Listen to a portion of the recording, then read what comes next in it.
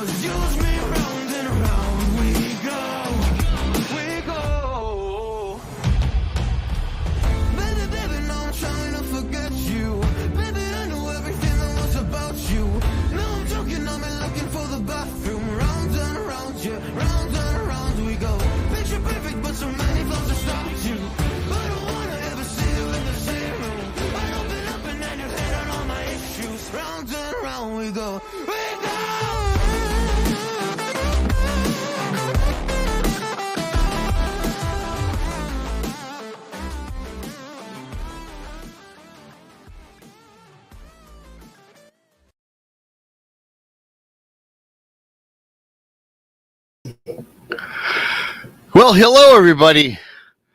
Welcome to Brunch with Bigfoot Michigan Rob. I am your host, BMR. Hope you're all having a fabulous day in this sweltering. I think it's the first day of summer, if I'm mistaken. It's either the 20th or the 21st. Regardless, it's already 91 degrees here in the beautiful southern Michigan, right off the lake shore of Lake Erie. I hope you're having a fantastic night. This is where or day, I should say, right? I'm on days, I'm on nights, I'm all over the place, right? This is normally why I greet you with my co-host Tex. Well, everybody's out of pocket today. So good old BMR's flying solo. I purposely scheduled no guest and things of that nature. Because every once in a while, you know, you got to give that a break. And I was away for last week and didn't schedule guests for this show, and which is fine, though, because I'm going to be delivering some Dogman and Bigfoot encounters from I've gotten over the last couple of years, and I'm going to share those with you today. But before we get on with that, if this is your first time here, please subscribe to Bigfoot Michigan Rob on YouTube. Share this out. Give me a thumbs up. Turn on the alert bells, and please always leave a comment. That does help promote analytics of the shows. If you like I want to help support what we all do around here. The super chat's open. It's a great way to, of course, help help things around here, right? I appreciate that. It's not expected always, always. I'm always gratified with that. You also can become a BMR pirate. Arr, you can join today, become a pirate. There's quite a handful of you that are pirates. Thank you. Thank you for all that, you guys. I really do. I really do appreciate that. You can find us on Facebook, Twitter, Instagram, wherever podcasts are found. Going over our quick lineup for the week. Mondays is Texas Front Porch, 8 o'clock to 11. Tuesdays at 9 o'clock with the lovely Krista. Beyond BMR, 9 in the East. Wednesdays in Humanoids with Bart Nunnally, 9 o'clock in the East. Thursdays, right back here with good old BMR. Brunch with Bigfoot Michigan Rob, 1 o'clock in the East. Thursdays is the Blondes and the Booze Paranormal Podcast. Subscribe to them if not already, 9 o'clock in the East. And then, of course, Thursday nights, now there's Monica Rollins does our Paranormal World found on Texas Front Porch. She comes on at 11. Right back with the Blondes and Booze Friday at 8 o'clock in the East. Check out Krista and Brandy. Always a great show. And, of course, Sundays is Truth or Tin Foil with Brandy and Randy. That's a great show. That's Sunday, 8 in the East. And Tex on Sunday night, Infamous Minds. That is true crime. So please check that one out as well. Got that out of the way. And I'm going to jump right here in the chat room and see what's happening here. Thanks for everybody for coming on in. Quick shout outs. We've got Prospecting USA. Prospecting USA wants to says I should make my book an audio book. Well, you know what? I've dabbled with that idea. I dabble with it. For those of you that I got to mention this right quick. This is my book. You can find the link in the chat. The link is on my YouTube page. Bigfoot Michigan Represents True Cryptid Encounters Book 1. And I must say, I just found this out. If you've bought the book already, thank you so much for that. And here's the thing. I've been telling people when Amazon sends you the email to give it a review, I found out that's not necessarily true. Because if you're a member of Amazon and you purchase the book through Amazon, what you can do is just go onto your orders, find my book, click on the book, and then go to review, and then I'll ask you to write a review. And the reason I ask you guys this is because of this. Just like YouTube, Amazon is about analytics, excuse me. And here's the thing. The more people, and I'm only 9 more reviews away where they will start promoting the book a little bit more. So if you could do that for me, that would be great. And I must tell you this as well. Book 2 is already finished. Bigfoot Michigan Represents True Cryptid Encounters. Book 2 is already finished. I'm in the process of editing that. That'll be out in the end of July. So if you don't have book 1, go ahead and get it because book 2 is going to be just as good. It's still holding a 5-star rating. I appreciate everybody for coming on in. So thank you so much for that. And with that being said, moving forward, hello again to Prospecting Figgy, Paranormal Paul, Bryce Edwards, Julie, Scott M, Daryl Zerline, Bryce again, Paula Campbell, Fisher of Spam, I Fisher. Let's see, scrolling down, Sunny 111. Thank you so much for coming on in. Let's see, scrolling down. Smurfy, hi Smurfy. Keith from Michigan. Keith 1675. Hello, Keith. Thanks for coming on in once again. Shade Viking, salute to you, my friend. The Blondes and the Booze. Hi, Krista. How you doing? Here's something. Cultivating 25D. That's a new subscriber or a new member of the group here. Thank you. It's 66 up north in Harbor Springs. Yeah, it is a little bit cold up north. I'm fortunate to live in southern Michigan, so it's ready. Diane Boss, you're awesome. Thanks for coming on in. What else? Scrolling down a little bit further.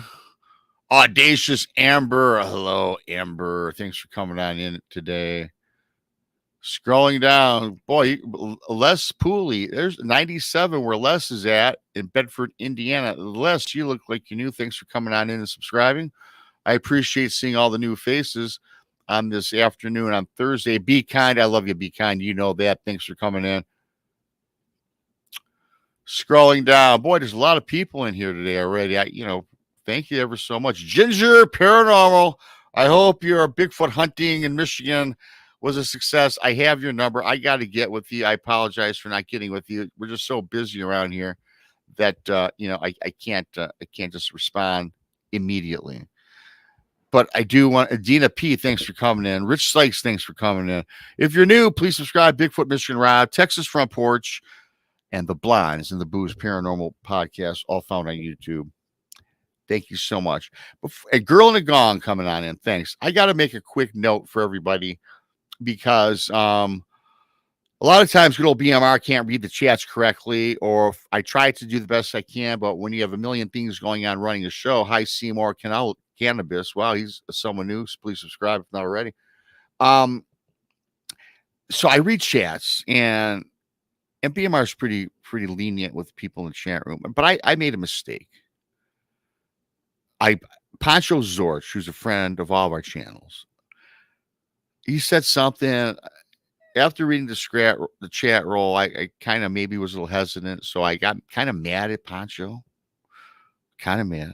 Now BMR, you guys know me by now. Most of you that follow me for a couple of years. I'm an honest guy, right? I don't pull no punches. I give you the best quality content I can, as we all do, the blondes and techs. And so he said something that I was hesitant, and I banned Pancho. I banned him. And I'm not getting into that. But if Pancho's out there, I re-added you back. I'm sorry, Pancho. It was a misunderstanding on my part. And one thing I will do, I'm a man enough to admit when I'm wrong. And I think I was probably a little bit wrong. Well, I was wrong for banning Pancho. So if anybody's friends with Pancho, if you see him in any other chat rooms, tell him that I put him back on. Hopefully there's no hard feelings. There is none on my part. It was just me, reading something out of context. So I do apologize to Pancho Zorch. I hope that you come back in. Hi, Ruthie. So with that being said, we're going to move on with this. Again, I'm going solo today. All my friends are working or got something else going on. So I'm thinking, and I had no guest scheduled, as I said, because, it was just, I was busy over last week and with the conference, everything else that I have going on, I neglected to get somebody on. But my shows aren't always just predicated on having guests, because you guys like it when the group of us gets together. I find you like it when I just tell stories. So I've got a bunch of cool Dogman. I put together some Dogman and Bigfoot stories for you guys. Some are in the book and some will be in the new book. And so I just wanted to get on with that for everybody. Thanks again for everybody for coming on in. Super Chat's open. Become a BMR Pirate's open. So thank you. I put out hit the join button. You don't have to join. I'm just suggesting if you hit the join button, it's got a cool video. I put out a new cool, YouTube allows you to make a cool video on promoting your memberships. So I made a quick video on that. Hit join and watch it. It's pretty fun. But again, super chats are not expected. Neither is becoming a member, but it's always appreciated. And so thank you ever so much for that. So I'm going to get this thing started. I got a lot of things to do when I get off the air with you guys. I love each and every single one of you. If I miss shouting out to you in chat room, I do apologize. I'm going to start out with an encounter story in the Porcupine Mountains. I might have said this one before. I got like hundreds of these stories. Most of they're all new. This is I've said this before, but I find it to be cool because it does take place in the state of Michigan, in the Porcupine Mountains. And this is like, I think in early 2000s, late 2000s, when the person sent this in to me. And this guy, he was an avid hunter, and he was interested in a bunch of the high strangeness, right? Read about it, not a true believer, but like everybody else, he was very inquisitive about Bigfoot, Dogman, the paranormal world. So he's out traversing about the interstate in the Upper Peninsula's Porcupine Mountains. Now, the Porcupine Mountains, you guys, if you haven't been there, the Upper Peninsula of Michigan is vast and thick with dense forests. It says, it's called the Porcupine Mountains, but it's nothing like Montana or Wyoming or the Rockies. They're really big hills, right? And up north is a lot of up north is used in the logging industry, and a lot of up north is used for other things. In fact, there's some parts of the upper peninsula that are so desolate that you can't really get through a lot of it. In fact, I don't think a lot of people have traversed in these dense parts of the forest. Hi, DJ Wrestling. So this guy, he's traveling down the interstate, and he's looking for a new place to explore. So he parks his vehicle. I think it's the Jeep Wrangler, if I recall back from the story. He parks it alongside of the interstate, and he's looking for a tree break, or a break in the tree line, I should say. He finds one, and he starts to he has a handy machete on his side. As I mentioned earlier, a lot of very dense and thick brush. Sometimes you have to cut through this to find a trail. So he cuts through this brush about 50 yards in, and I DJ Tyler, and he happens to cut through it, and now a trail kind of opens up. And this trail went on for several yards until it led to like a tunnel. Now, this is a tunnel, not underground, but he describes it to me as a tunnel made of the trees. In fact, as he goes in, it's kind of like an oval. It blocked out the sun, but it looked like it was made. It wasn't deadfall, it wasn't tree fall or anything like that. It was kind of looked like it was a kind of a structure. And he only says it's a tunnel because it was kind of like an oval, a concave. And he had to squat down a little bit, but as he's walking and traversing about the tunnel made of trees, let's put it that way. I don't want anyone to mistake it for an underground tunnel.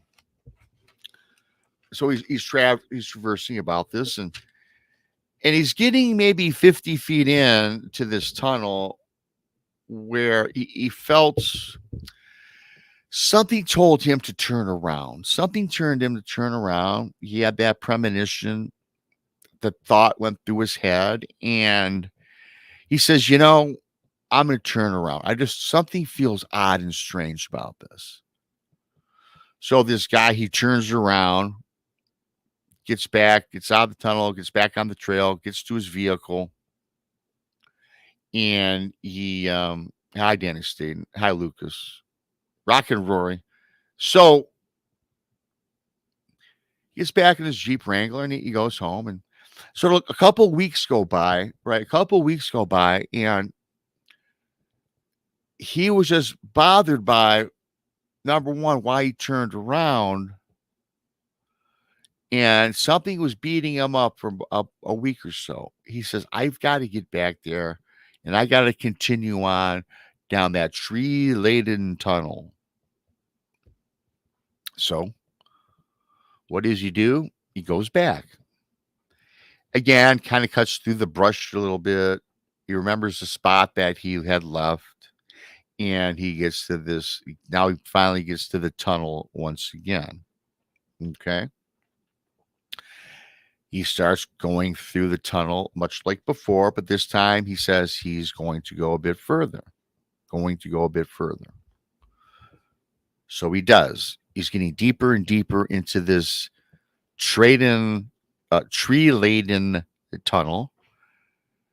And then the deeper he gets in, he starts noticing this stench, or this foul smell. He explains it as being kind of like rotten meat, if you will. Rotten meat. Okay. But he continues on. His mind is telling him, everybody, turn around. High moon at noon. His mind is telling him, however, perhaps he should turn around. But he doesn't. High Andy codes. And he keeps going. Keeps going. And again, you guys, it's this is in the morning times, pre-afternoon, it's prior to 12. But as I said, this tunnel is blocking the sun because the foliage, and again, it seemed like it was a made structure, this tunnel, right? It wasn't deadfall, but you could tell like the inside of this tunnel was kind of interwoven. It was constructed, perhaps by human, perhaps by something else. He doesn't know this, doesn't think about this. And he continues on. Despite the smell, the stench, despite that, his mind is now telling him to once again turn around. But he says, no, I'm going to finish this journey. He proceeds further. The stench is getting a little bit more stronger, right? Then all of a sudden, he trips and falls. Again, it's kind of dark inside this tree-laden tunnel. He trips and falls forward several feet, and he feels damp and wet, thinking it's the ground beneath him because, you know, the first of all, in a dark tunnel that does not get a lot of light or sunlight, it's moist, damp ground. And that's what he's feeling. His body's covered in something, right? Hi, Tammy. So he gets up and he's covered in blood. The guy is covered in blood. He's getting a little bit creeped out here. And then he gets up and he walks forward a little bit and he turns around and he sees that he stumbled over a dead carcass of a deer. And he's covered in deer blood. So going through this guy's head is this: I must have stumbled upon a den of some predator.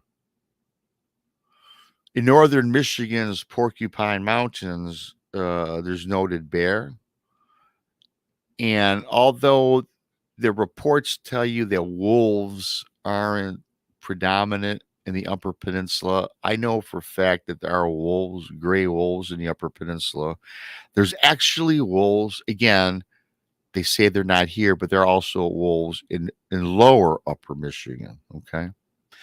So, but now the man thinks that, you know, I've got to turn around because I'm in a place I should not be. I've stumbled into the den of a predator. So as he turns around to proceed again out of this tree-laden tunnel, he proceeds, gets back over the dead deer carcass, and he goes about 3-4 feet, then he stops. Hi, my cool dog. Thanks for coming in. Thanks for the like.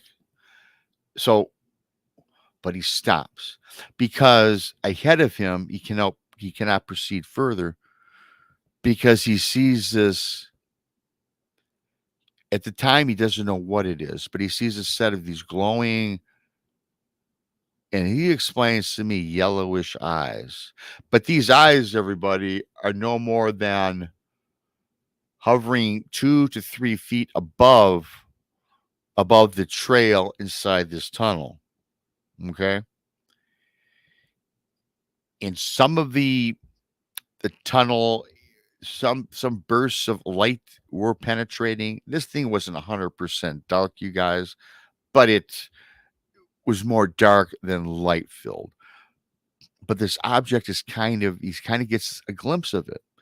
He explains to me that this tunnel is he's like 5'8", 5'9". It was just tall enough for him to walk upright, and it's maybe 4 foot wide at his best estimate. And he sees these glowing yellowish eyes hovering 3 foot above, 2 to 3 feet at the most above the ground. And then he noticed arms or some appendages of some sort that were extended out from the eyes. Now, what happened with these arms or appendages, they literally took up the entire 4 foot width. And the guy immediately thinks in his head, I cannot believe, because the first thing he thought, everybody, this is a giant spider. But he knows in his head, as he's trying to process this, that there's no such things, at least that any of us are aware of spiders that are at least 4 foot wide, or at least that can extend 4 foot wide, right? But that's what he's thinking. So now this guy cannot go past and escape and get out of the tunnel. He's now got to turn around. So he turns around, goes back over the dead carcass of the deer, and he's heading down the tunnel. Heading down the tunnel. And now he feels this thing, this being, this big spider, whatever it was. He finds it. He hears it advancing toward him. Advancing toward him. And he can feel and hear the footfall behind him. And he knows it's gaining ground on this guy. It's gaining ground. He's hoping that this tunnel, he's searching, hoping that this tunnel, tree-laden tunnel, ends somewhere.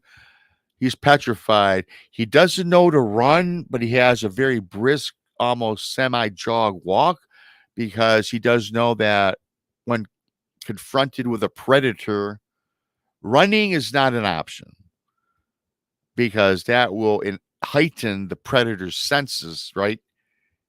And it will further its attack or its hunt on you. So he finally sees daybreak at the end of this tunnel. He finally sees there's an opening at the end of this tunnel. And he still knows that this creature, whatever it is still following behind.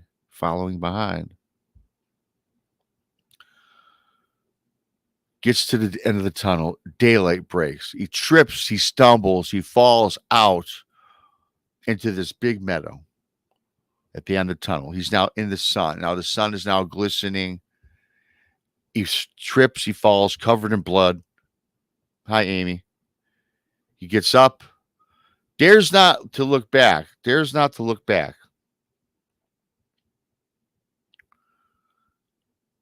Because he's scared. He's petrified. Continues on. He says, Rob, I get about 50 yards maybe. Then he goes, I still feel this presence. I feel something watching me. He stops. He has to turn. He has to look. He has to look to see if there's anything, or see what perhaps he saw in this tunnel. Turns around. And he says, Rob, as I mentioned earlier about the low crawling spider-like creature coming after me, he says right at the lip, right at the very end of this tunnel, he sees this creature, and it comes into full view. It's kind of masked and shadowy looking from the sun reflecting upon the end of this tunnel. He says, from the lowered position, it rose up and was standing there. Could still, despite the sunlight, he can still see those glowing eyes. And he sees this humanoid. It now does not look at all like a spider, which he had first thought it was. It was some sort of man type creature. It had the figure of a man. Had a head, had arms on the side, legs.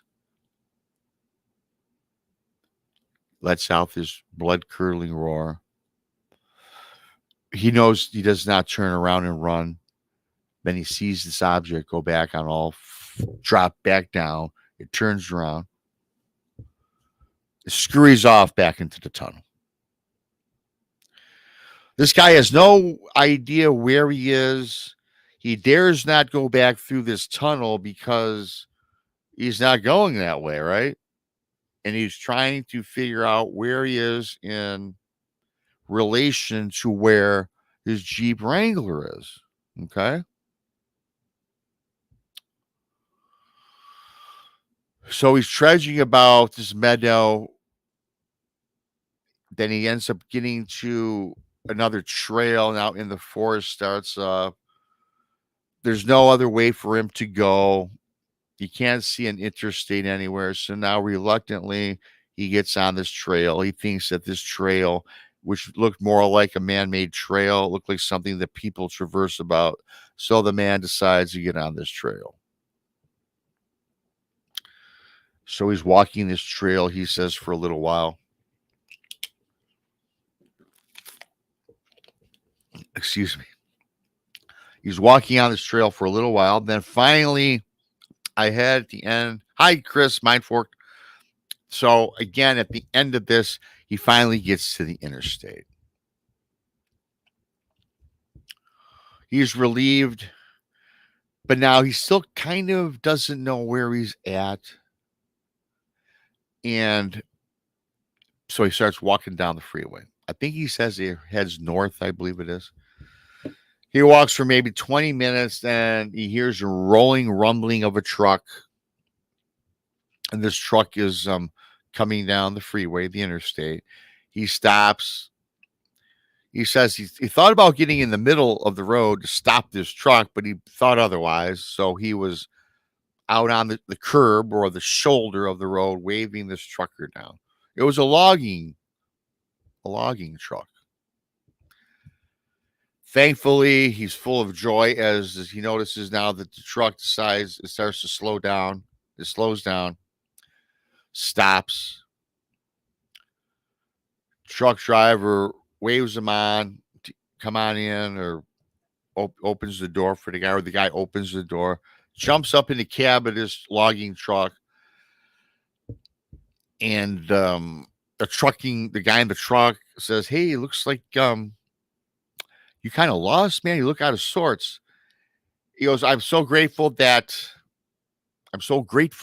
you picked me up. I just had an experience. I just need to finally somehow get to my Jeep Wrangler. And he tells him the road that the Jeep Wrangler's on. The truck driver says, yeah, we're about 20 minutes out of there. I can give you a ride there. And so he says, well, please, sir. If you want to talk about what you've seen, I'm all ears. We got 20-minute ride to your vehicle. Hi, Jim Christie. Hi, Tammy Johnson. So he goes, well, you're not going to believe this, but I had the most creepiest encounter. And he goes on to explain about finding this new trail, finding this tree-laden tunnel, whatever you want to call it. And then he tells him about, and of course the trucker says, man, dude, you're covered in blood as well. Then he tells the story about falling over a dead deer, fresh deer carcass, got covered in this blood. Tells a story about what he thought was a big spider and how it started chasing him out of the tunnel. And then when he stopped and turned around, he's seen this. It was not a spider. It was this tall humanoid beast-looking creature. The man in a logging truck says, well, I know exactly what you came across. He goes, us in the logging industry don't talk much about it in fear of scaring off employees because it's a money business that we're all in. But you came across the ancient one known as Sasquatch.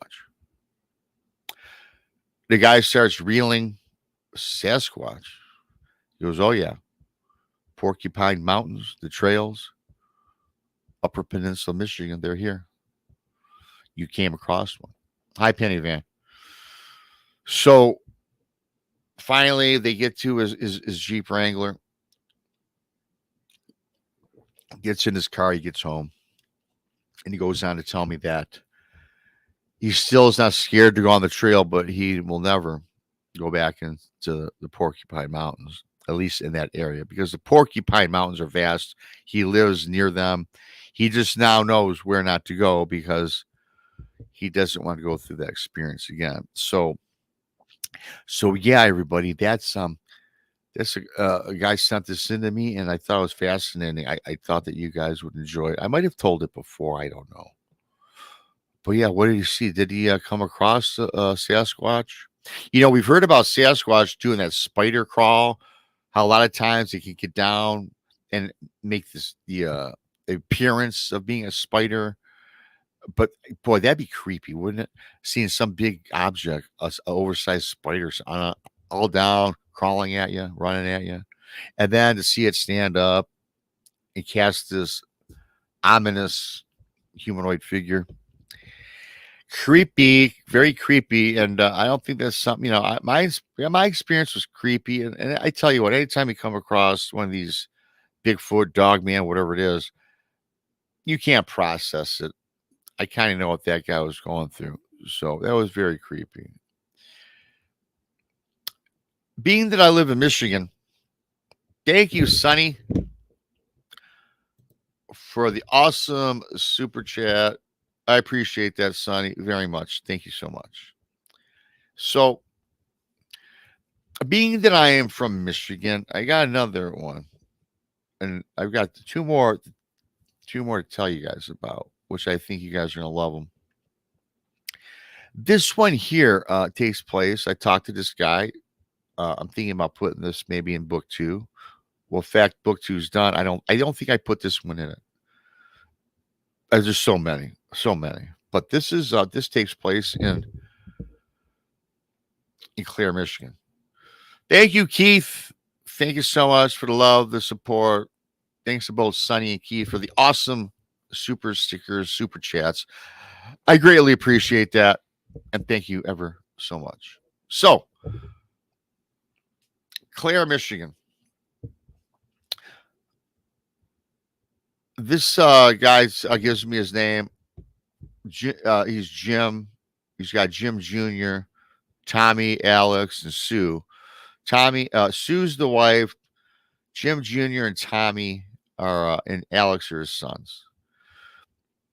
And in Clare, Michigan, he moved up there in between he's lived there from the years of 2016 to 2021. This is his summer camping. He bought property there. He lived in Clare and he bought some property for hunting and camping for his family. So for all of the years he's been taking the kids there and the wife, from 2016 to 2021, Jim Sr. has always felt like he was being watched by something while camping. But he never made mention to the boys. The boys were younger in 2016. I think when the story progresses to 2021, I think all the boys are in their late teens and early 20s. But he always felt this weird presence. He felt something odd camping with the family. And again, not to scare the family or the wife, he kept it to himself. So he tells me, Rob, right around 2020, camping, this is 4 years prior from 2016, he felt that same presence watching him in the woods with his family. Again, the boys are much older. So he went to the eldest, Jim Jr., and he says, hey, son, we got to go out and investigate something. I'm thinking we're being watched from the woods. Jim Jr. looks at his dad and says, Dad, really? He goes, yes, son, yes. I don't want to scare you, but I think there's somebody out there watching us. Now, if you guys remember, they've been here camping from 2016 to 2021. This takes place in 2020. Thank you so much, Gemini. I love you. Thank you so much. So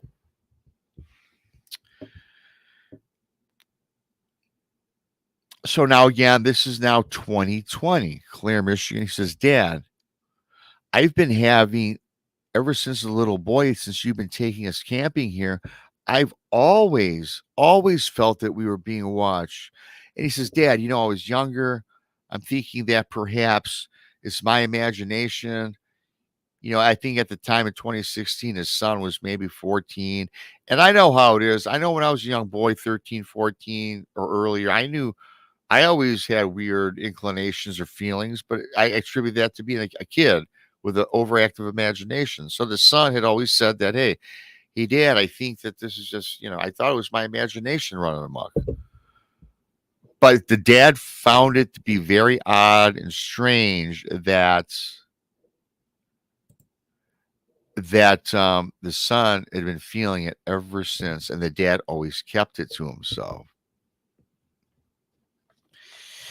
So again, Jim Sr. and Jim Jr., they go about, they're going to go investigate where they think they're being watched from.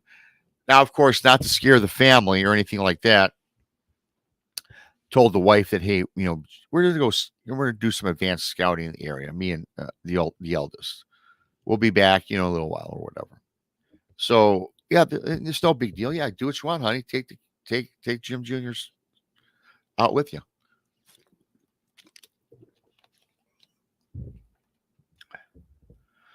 So they're out, they proceed. But instead of taking the normal trail, they were on their normal trail that the family all hiked, right? They were on the normal trail, but then they decided to venture off on a detour. They saw this other trail that they never explored before. Plus, they thought that this might have been the sense, and to get down to the bottom of this, why they always felt like they were being watched, they decided to take this trail, obscure trail. First time walking this newer trail. They're walking 50, 60, 100 yards in. The first thing they notice are these uprooted trees, uprooted trails, uprooted trees along the trail. Excuse me. They thought it was odd. These trees, everybody, they are uprooted. You can see the bulbous head and the roots. And they're laying alongside the outer part of this trail. And the further that they got down this trail, now they came across a huge X structure comprised of these uprooted trees, these uprooted tree limbs.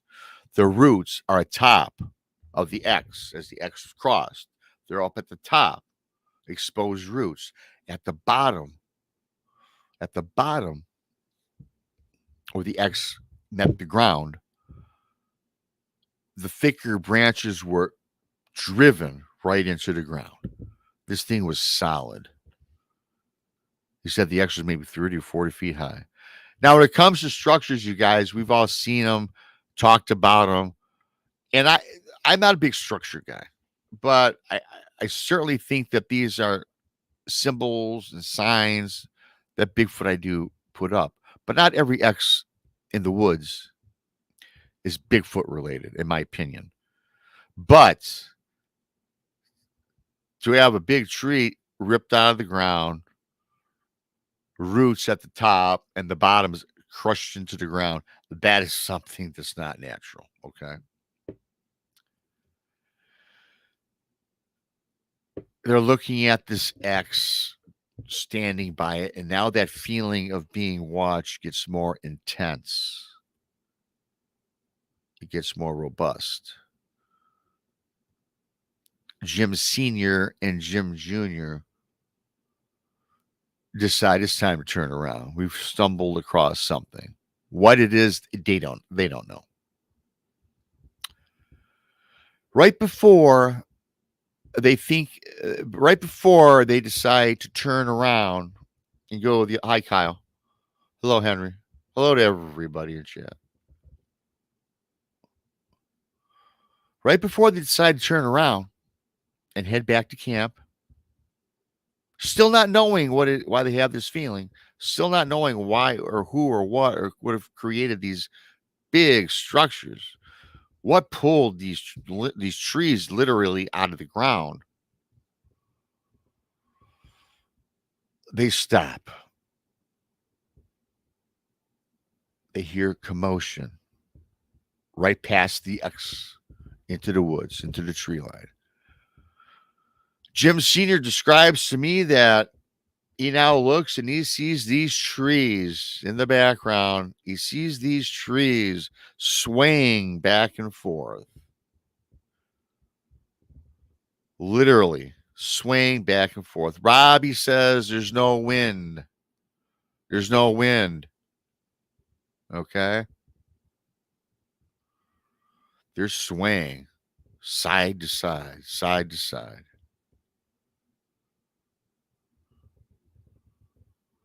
It's getting closer. And back of this X, there was like a meadow, and back of the X in the tree line. So in the distance, they see the trees. Robbie says, remind me of that movie King Kong. He goes, now, of course, Rob, I'm not suggesting this is King Kong at all. But you ever see the King Kong movie where you don't see King Kong, but you see the trees swaying back and forth like something's walking through it. You could hear steps clearly. You could hear bipedal steps thumping into the ground as the trees are swaying back and forth. All of a sudden, the swaying of girl and the gong, right before the edge of the tree line, the swaying of the trees stopped. The forest grew eerily quiet.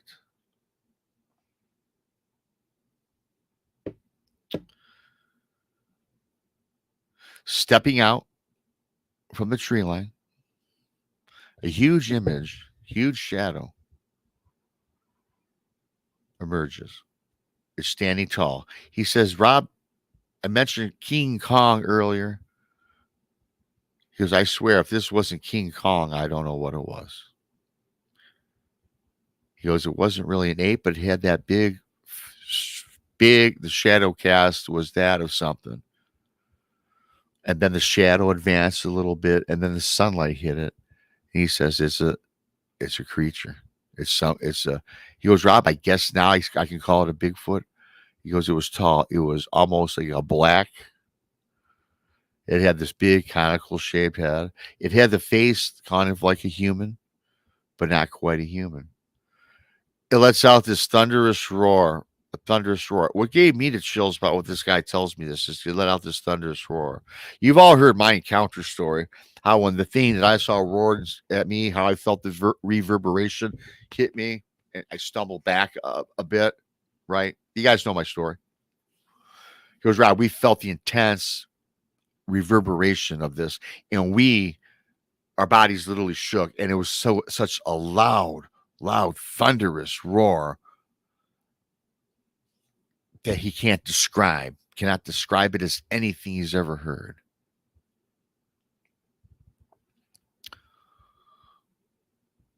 So, hi, Barb. So Jim Sr. and Jim Jr., they turn around. Right prior to them, however, turning around and heading back to camp, they glance again at this creature. They don't see it, but you know what they now see? They see once again the trees. They see the trees swaying back and forth, until finally in the distance, the tree stops swaying. They scurry back to camp. As soon as they get to camp, Sue and the rest of the family, Sue being the wife and the other two boys, they race to Jim Sr. and Jim Jr. Did you hear that thunder? Or we got a storm coming through here, but it's not a cloud in the sky. The father and the son look at each other. They look at Sue. They said that was not thunder. It was something that we saw in the woods. Not to scare you, but we saw something. He says, I'm telling you this because we should pack it up and find an entire different campsite. Jim tells me today that he's reluctant to go back in the woods, and I think this was 2021 when he had this experience with his son. He says his son is definitely afraid to go back in the woods after that experience. Jim himself doesn't. The rest of the family members are a little disappointed because they can't, till this day, comprehend what the father and the son experience, much like any of us that have had an encounter. Unless you've had one, you guys, you cannot. I don't care if you have pictures, you have video. Sibylla did the rendition of mine.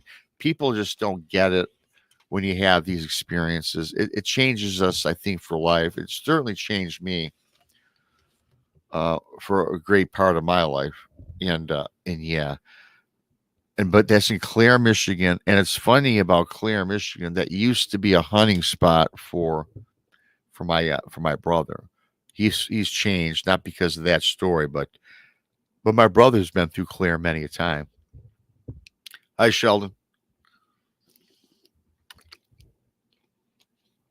I want to thank everybody for coming on in. Hope you like those. I got another one though. I'm not letting you off the hook. I'm not letting myself off the hook that early. For those that coming on in, thank you so much. I'm doing the solo gig today. All my friends are working. And I had no guest plan for today, so and BMR don't I never cancel Thursday show. Well, I'm on Thursday at 1:00, Tuesday at 9 in the East, and now I'm doing a Saturday night show at midnight. But this show is my baby. This Bigfoot Michigan Rob Brunch with Bigfoot Rob was the first show that I started with back in the day. And I never miss it. I missed Thursdays at 1:00 on Thanksgiving or if my power goes down. That's it. Or if I'm, at a conference. But I always try to keep the shows to my schedule. So I said, you know what? I'm going to tell these guys some cool stories. This one here, you guys, I think this might be we're changing speeds from possible Bigfoot to this might. I tell you what, I've gone over this before.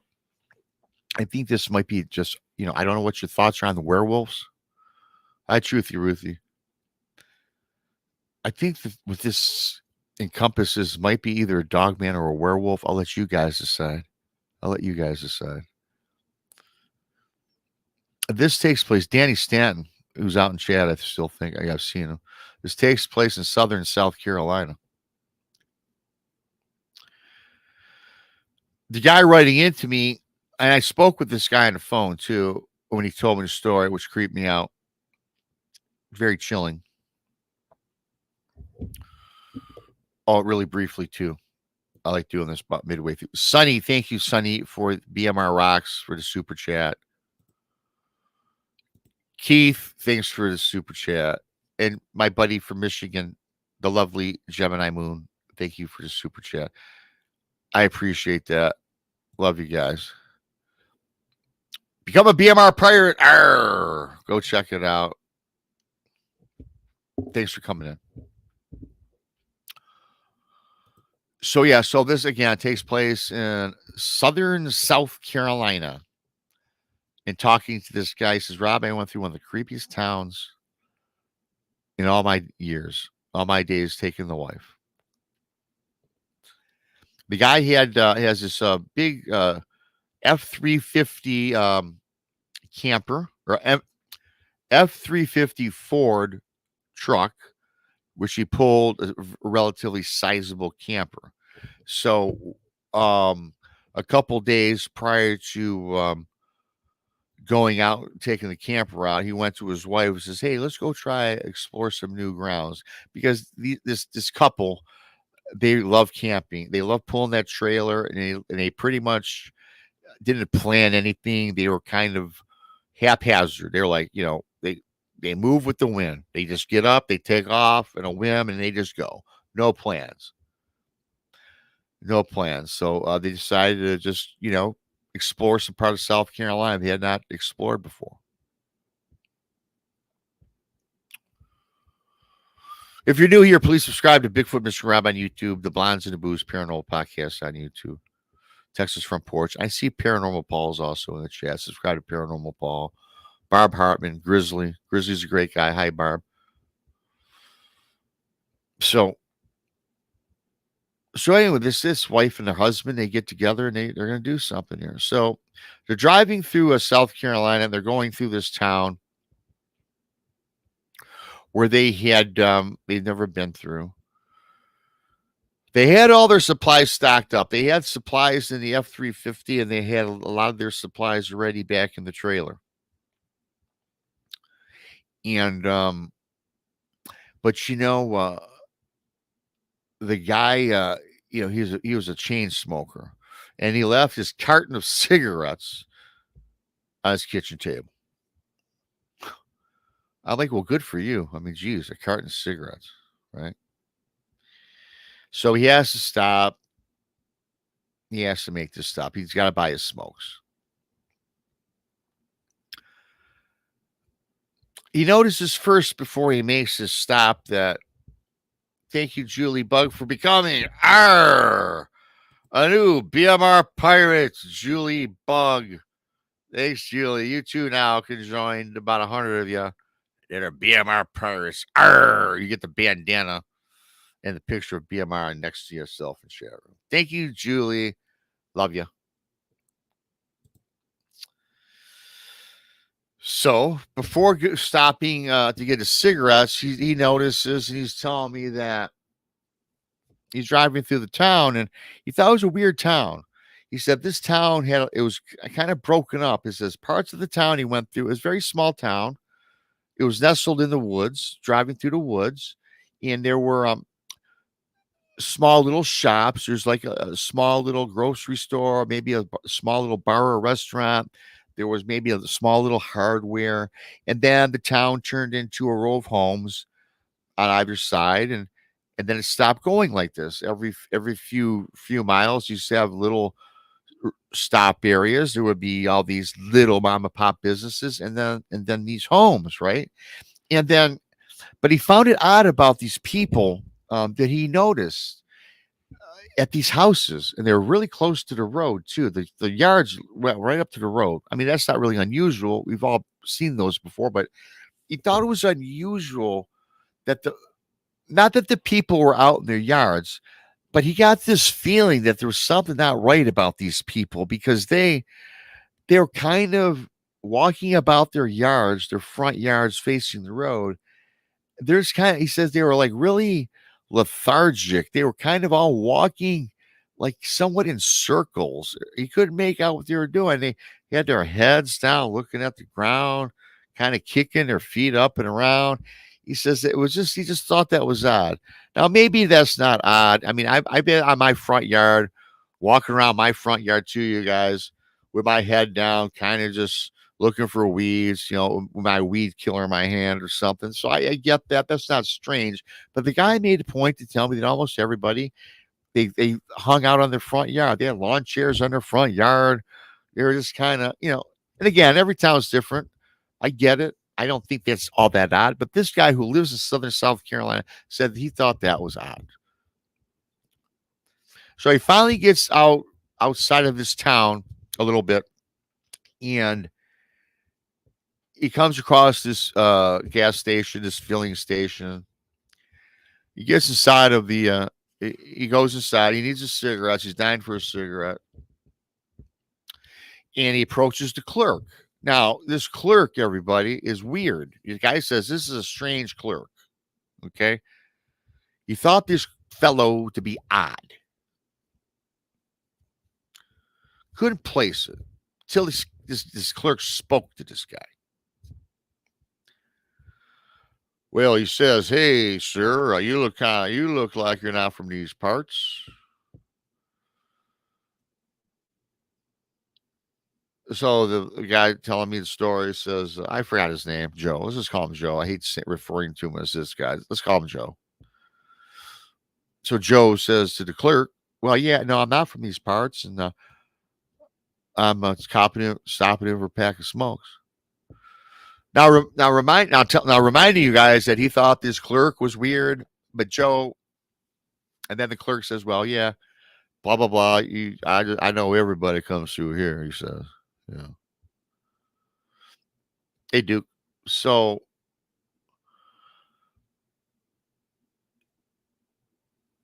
So the clerk says to this guy, he goes, "Where are you traveling to, by the way?" Joe's like, "Well, I'm heading through, we're just doing some exploring. I'm looking for a place to, with me and my wife and park our RV, our camper. Nice F-150 you got out there in trailer," he says to him, right? He goes, "Well, if I was you, you're coming up to the swampland pretty soon," telling Joe.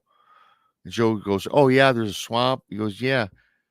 Joe says, "I'm not unfamiliar with this. This is just a brand new excursion for me and my wife."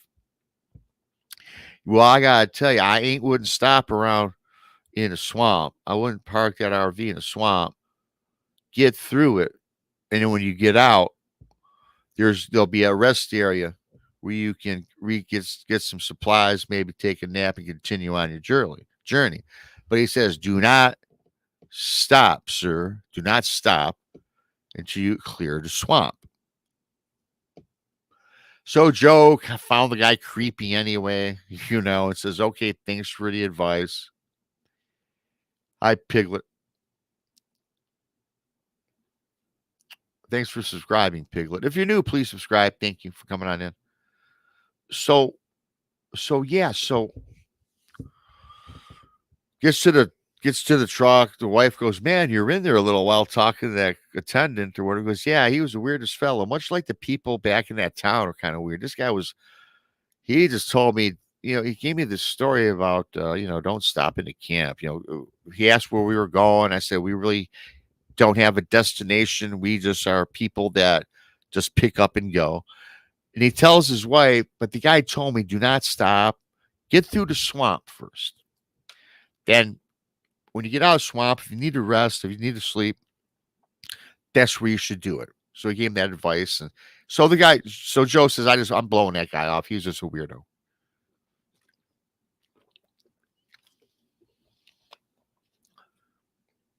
Now, remember what the attendant tells this guy is, don't stop in a swamp. That's kind of important to remember. So Joe and the wife, they hit the swamp and they're going through the swamp, driving through the swamp. But Joe now is getting kind of a little weary. He's getting a little tired. The wife asks, "Hey, you want me to take over driving?" "No, honey. It's kind of getting a little dusky dark." "Whoa, I just had a flicker, you guys. Hope I don't lose my power." "Uh-oh. I hope this don't. Uh-oh. I'm just saying. Michigan, where I live, man, 93 degrees right now. I hope the show don't get cut short." Anyway. "No, honey, I don't want you driving. It's getting a little dark. Let's pull off on the side of the road and let's take a nap." Totally blowing off what the gas station attendant told him about not stopping. Clear the swamp. There'll be a rest area. Blew that off as him being, again, a weirdo. So he stops. Says he stops in the swamp area and he kind of backs his truck, found a nice little spot off the road where it was safe, and he goes to sleep.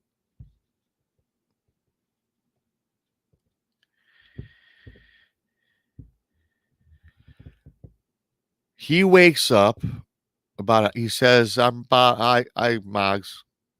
He's about an hour in to, an hour passes, he wakes up. His wife is still sound asleep. And he says, "Rob, I had the strangest dreams about something circling my trailer and kind of scraping and scratching and clawing at it." And he goes, "Man, it was such a weird dream." And then he continues on with his story. Certainly, this guy, as I said, was a big avid chain smoker. So he has to get out of the truck and have a smoke. So the guy gets out of his big F-350. He moseys, lights a cigarette. But before he gets out, he did kind of remember what the gas station attendants told him about don't travel through the swamps at night. So for whatever the reason, he goes, Rob, I reached in, I pulled out my 357 Magnum from the center console, just in case something, just for protection as I'm out having a cigarette in the middle of the night in the swamp. So if you guys just remember, just 2 seconds ago, I mentioned he had these crazy dreams about something outside his trailer scratching and gnawing at his trailer. So he says, Rob, I start circling. I go back, circling around my trailer. I just so happen to start looking at my trailer. And he says, damn, I wasn't dreaming. He says, there were claw marks embedded and gouged out in the side of his trailer. And he says, and it was all around the trailer as he circles his trailer while he's finishing his cigarette.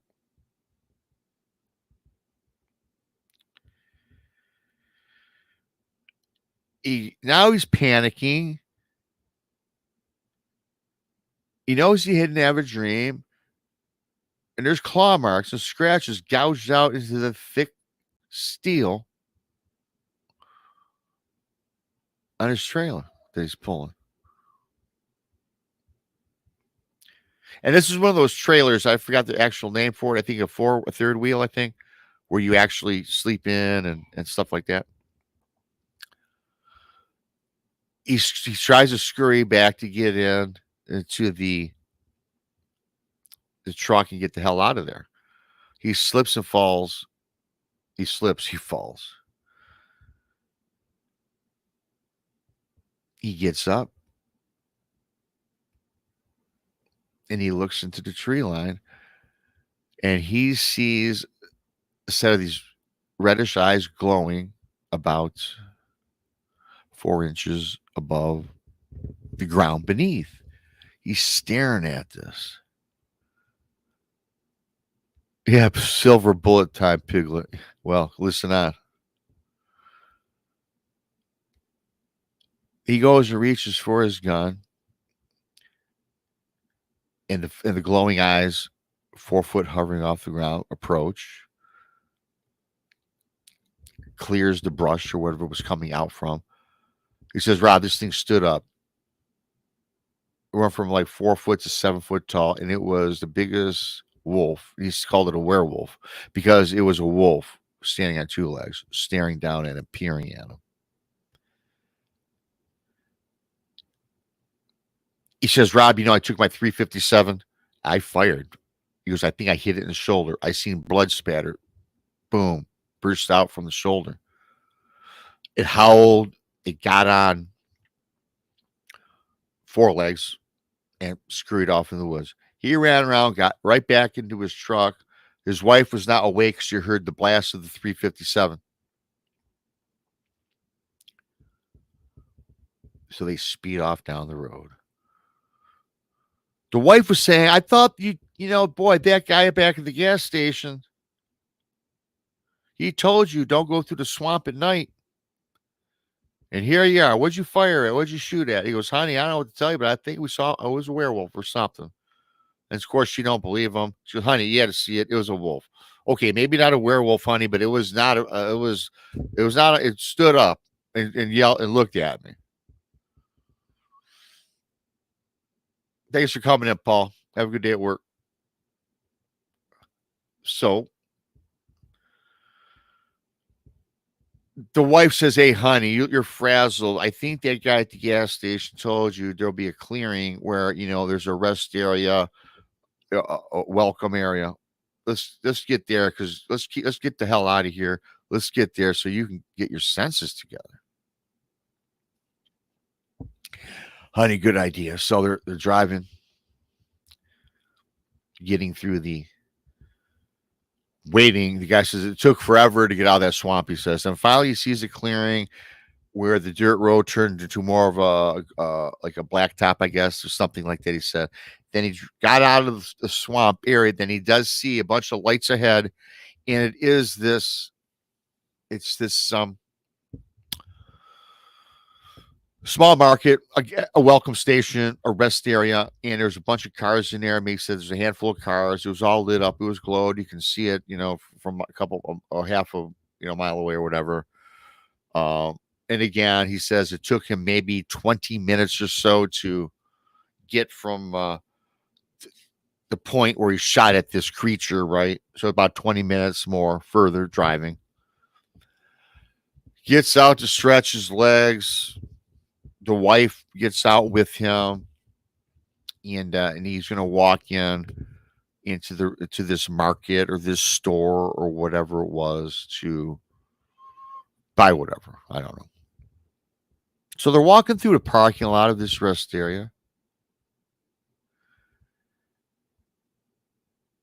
And he sees some guy staring at him.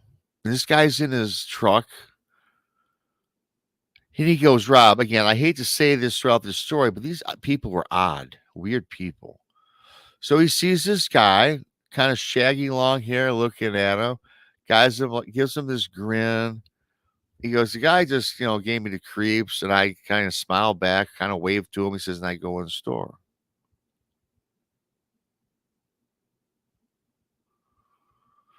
Goes in the store, brings his items to the counter, whatever they are, I don't know, whatever he bought. The counter clerk says, boy, sir, you look like out of sorts.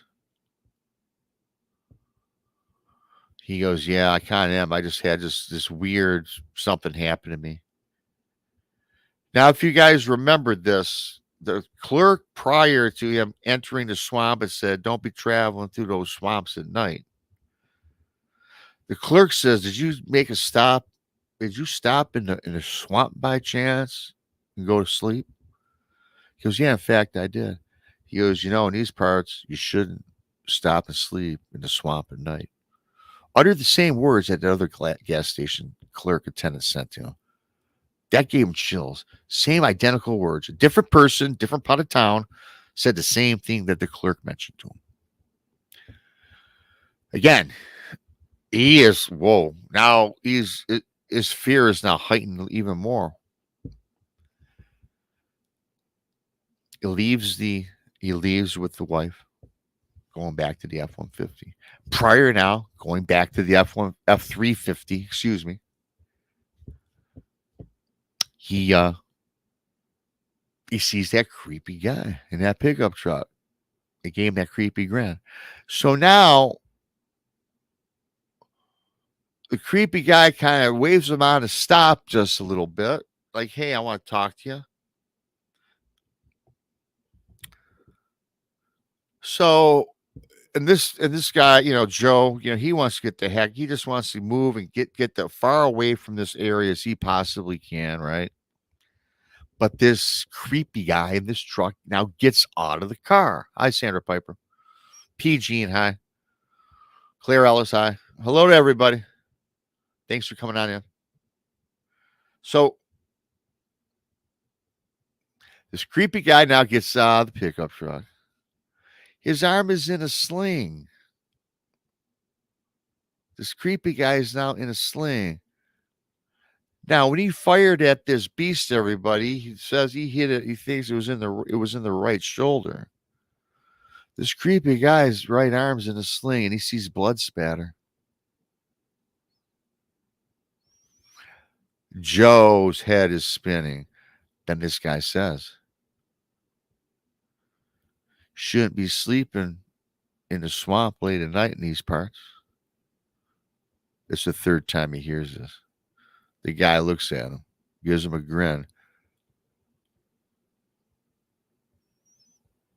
The guy, which apparently was shot in that right shoulder with the sling, with the blood spatter on his white sling that his arm was in. I don't know, man. Was that guy a werewolf? We talk this creepy. I tell you, going through this creepy town, everybody seems strange, kind of meandering about their front lawns like they're lost in space. The original attendant says, hey, don't stop in the swamps at night, late at night. This creature approaches him, thinks it's a werewolf, thought he was dreaming, but the scratches in his trail were in fact real.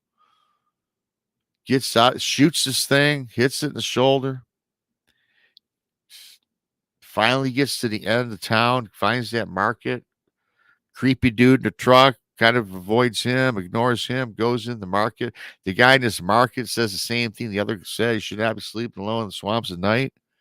Then to leave and have that guy get out of the truck, it clearly notes that he's been shot in the shoulder. That to me, you guys, is something else. I'm not saying what it was. Call it a werewolf if you will. What I know about werewolves, it probably was a shapeshifter of some sort, right? So that is wild. It's kind of a lot of creepy elements to that. A lot of creepy elements. I don't know.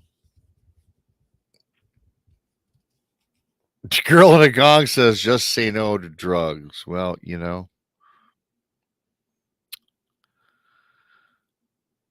I don't know.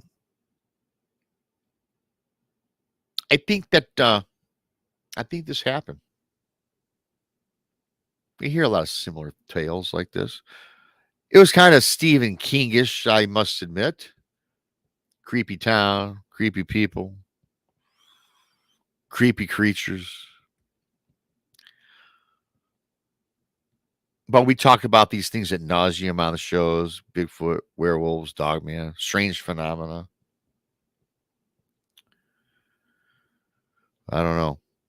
I want to thank everybody for coming in. I also want to thank you guys. My nightmares have went away. I went and had my house saged. I had I had my spiritual advisor talk to me.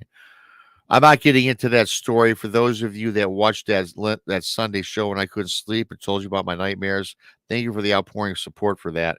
That really helped me a lot. A lot of great ideas. That was a Sunday night. I recapped what I was going through, and I had my spiritual leader over, showed her the video, and yeah, you know what? I've been sleeping like a baby the last 2 days. So I think that whatever I had in my house is gone. I'm not going to retell that story because I'm done. That was creepy enough. You can watch the replay. Thank you, Mark. Thank you so much for that. I want to thank all of you. I don't get 75 people on the day show. Thank you for each and every one of you for coming in. If you're new here, please subscribe to Bigfoot Mr. Rob on YouTube. The Blondes and the Booze on YouTube. Texas Front Porch. My buddy Duke Sullivan's in the crowd. World Bigfoot Central. Thank you for that. Thanks for coming on in. And if you're just new getting here, man, rewatch this. It's some pretty good tales. I don't call them tales. They're accounts that people sent to me and I talked to. So it was a great show. I had a lot of fun. I might start doing these a little more when I don't mind flying solo. I'm not scared to fly solo. I've done it many times because as I've said before, I've got a great audience and you guys are very respectful. So Pancho Zords, reach out to Pancho. I banned him inadvertently. Miscommunication. So Pancho, if you're listening, any friends of Pancho, say Rob put you back on. So no harm, no foul there. Sorry, buddy. That was on the Tuesday. That was on Tuesday night show, I think it was. But with that being said,